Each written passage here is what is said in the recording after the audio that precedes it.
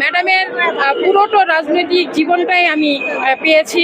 যখন 2018 সালে দেশনেত্রী বেগম খালেদা জিয়া গ্রেফতার হয়, ঠিক তখন এই পল্টনে কালো পতাকা মিছিল করতে এসে আমি কারাগারে আমাকে পুলিশে গ্রেফতার করে এবং 1.5 মাস আমি দেশনেত্রী বেগম খালেদা জিয়ার জন্য কাশীপুর কারাগারে কারাবরণ করি। দলমত নির্বিশেষে সবাই দেখা যাচ্ছে যে সংরক্ষিত নারী আসনের জন্য ফর্ম সংগ্রহ করছে।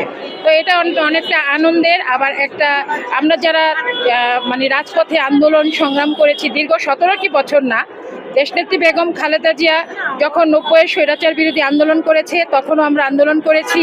111-এ যখন আপসীর নেত্রীকে বন্দি করেছে ঠিক তখনও আমরা আন্দোলন করেছি এবং এই ফ্যাসিবাদী সরকারের বিরুদ্ধে আন্দোলন করে শেখ হাসিনার পতন ঘটিয়েছি।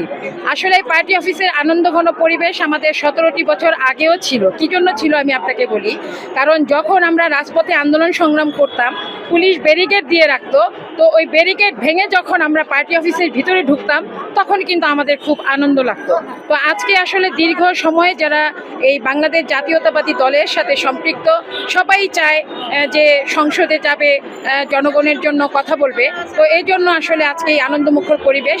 তবে আমার মনে হয় দেশনায়ক তারেক রহমান অবশ্যই সে আমাদের সাংগঠনিক অভিভাবক। আজকে গণতান্ত্রিক পদ্ধতিতে নির্বাচিত হয়ে বাংলাদেশের প্রধানমন্ত্রী হয়েছে। সে অবশ্যই রাজপথ আন্দোলন সংগ্রাম ত্যাগকে অবশ্যই মূল্যায়ন করবে। আসলে আমি যখন 90-এর স্বৈরাচার বিরোধী আন্দোলন করি ম্যাডামের পুরোটা রাজনৈতিক জীবনটাই আমি পেয়েছি। 1991-92 সালে যখন নারায়ণগঞ্জ সরকারি মহিলা কলেজে ছাত্রলীগের আখড়া ছিল, ওই সময় আমরা ওই মহিলা কলেজের ছাত্রলীগ ভেঙে দিয়ে ছাত্রদল প্রতিষ্ঠা করেছি। প্রতিষ্ঠা করার পর ওই কলেজের সমস্ত স্টুডেন্টদের একটা ছিল যে দেশনেত্রী বেগম খালেদা জিয়ার কাছ থেকে একটি গাড়ি যেন আমরা উপহার হিসেবে এনে দেই কলেজের ছাত্রীদের জন্য। তো তখন ম্যাডামের সাথে আমরা সাক্ষাৎ করি এবং ম্যাডাম খুব আনন্দঘন পরিবেশে আমাদেরকে বলেছে যে এই কলেজে 22 বছর ছাত্রলীগ ছিল, সেখানে তোমরা ছাত্রদল প্রতিষ্ঠা করেছো, অবশ্যই আমি তোমাদেরকে একটি গাড়ি উপহার দিই।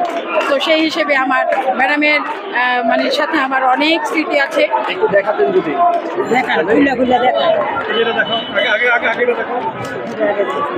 এই ছবির বর্ণনাটা যদি একটু দিতেন সংক্ষেপে, বলতেন এই ছবিটা কোথায়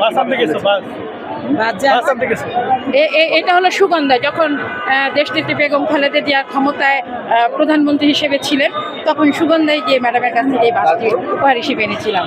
তারপরে দেশনেত্রী বেগম খালেদা জিয়ার জন্মদিনে আমরা নারায়ণগঞ্জ জেলা মহিলা দলের পক্ষ থেকে তাকে ফুলের শুভেচ্ছা দিয়েছিলাম। তারপরে যখন 2018 সালে দেশনেত্রী বেগম খালেদা জিয়া গ্রেফতার হয় ঠিক তখন এই পল্টনে কালো পতাকা মিছিল করতে এসে আমি কারাগারে আমাকে পুলিশে গ্রেফতার করে এবং 1.5 মাস আমি দেশনেত্রী বেগম খালেদা জিয়ার জন্য কাশীপুর কারাগারে কারাবরণ করি। তারপরে যখন আমি মুক্ত হই তখন দল থেকে সম্বর্ধনা দেওয়া হয় এবং আমার কর্মীরাও আমাকে সম্বর্ধনা দেয়। তারপরে গোলাপবাগ মাঠে যখন বিশাল মহাসমাবেশ হয় তখন আমি সেখানে উপস্থিত ছিলাম। এরপরে বিভিন্ন সময় আমাদের রাজপথে আন্দোলন সময় আমাদের দলের যুগ্ম মহাসচিব রিজভী আহমেদ নারায়ণগঞ্জে গিয়েছিল, তখন আমরা সেখানে আন্দোলন সংগ্রাম করেছি। আসলে দীর্ঘ আন্দোলন সংগ্রামের পরিচয় দেশনেত্রী বেগম খালেদা জিয়ার মুক্তির জন্য প্রেস ক্লাবের সামনে অসংখ্যবার আমরা আন্দোলন সংগ্রাম করেছি। তারপরে হরতাল, যখন রাজপথে হরতাল করেছি, আন্দোলন করেছি, সব কিছু মিলিয়ে আমার রাজনৈতিক জীবন। আসলে আমি চাই যে আমাদের এই দীর্ঘ পরিক্রমা রাজনৈতিক জীবন তারেক রহমান অবশ্যই মূল্যায়ন করবেন। এবং আপনি জানেন আমার নির্বাচনী এলাকা নারায়ণগঞ্জ 4 অত্যন্ত ওখানকার জনগণ বিএনপির ঘাট, কিন্তু এই বছর আমরা এখানে আমাদের এই সিটটি পাইনি। ইনশাল্লাহ আমি আশা করবো যে নারায়ণগঞ্জ 4 আসনে একটা দলীয় মনোনয়ন যদি সংরক্ষিত আসনে এমপি নিয়োগ দেওয়া হয় এখানকার জনগণ অবশ্যই উপকৃত হবে।